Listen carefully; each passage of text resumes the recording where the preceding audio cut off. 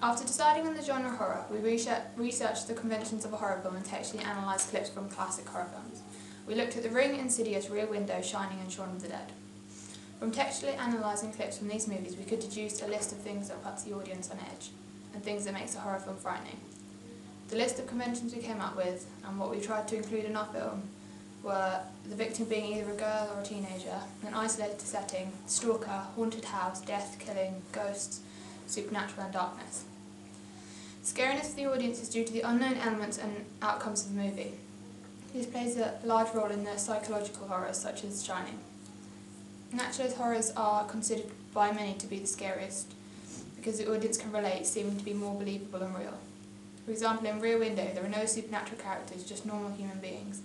The theme running through it is being watched. This is something that happens to everyone, but it's scary because of the unknown element of who is watching you. Look, the wedding ring.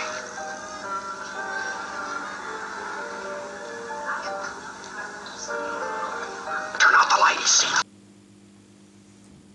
It picks out people's phobias and plays on them because to the audience it is going to be more believable and real.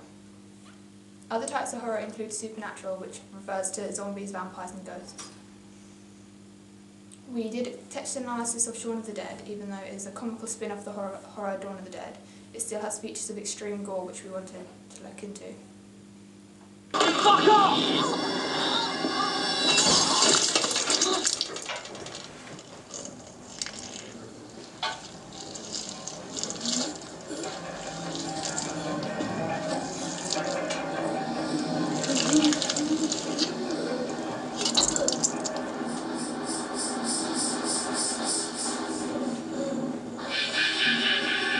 A prevalent theme of horror is the victim to be a girl or a teenager. This is because these characters seem to be less able to defend themselves and are easy targets. The main character of our film is a girl who is alone and vulnerable. Another convention of horror is the setting to be isolated or the feeling of being trapped. Both these conventions are seen in The Shining, where they are looking after a hotel in the middle of nowhere. They are also trapped because they are snowed in. Emphasis is put on it being in the middle of nowhere from the opening scene, where it's a very long car journey and the car's followed by a camera, showing the time it takes to travel to get there and how there's no other civilization. Stalking and chase sequences are popularly used in horror films. The stalk sequence creates lots of tension and the feeling of paranoia because the audience is aware but the victim is not. Chase sequences are similar in the way that the audience knows this can only end badly and creates tension. The chase sequence is generally fast-paced and can be confusing to the audience, which all adds to the horror. We try to convey the feeling of paranoia in our opening credits by allowing the audience to see the stalker but not the victim. We didn't use a chase sequence, but we did increase the pace of it towards the end. We wanted to use the conventions of darkness in our opening credits as well, because nearly all films we researched were set in the dark. The darkness is the key convention because it plays off people's fears of being scared of the dark. Scary things coming out of the dark, such as zombies, ghosts, and also that in the darkness the scene is maybe not as clear and therefore adding to the paranoia for the audience. We wanted ours to be set in the night, but we didn't want to film it in the night because the quality would not have been very good. It would not have been clear enough.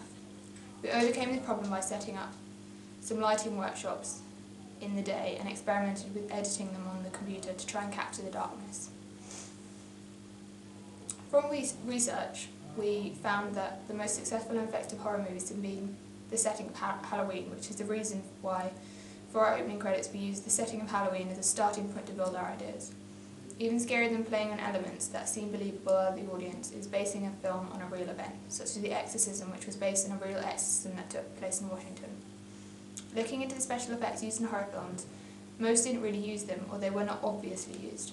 Special effects are commonly more linked to fantasy or thriller films. Special effects were not used in some of the older films we textually analysed, such as The Shining and Rear Window. When we looked into the more modern horrors, like Insidious, where the monsters were made to look scarier through the use of special effects. In our film, we use special effects in the same way by adding effects to change the coloration and characters to make them look scarier.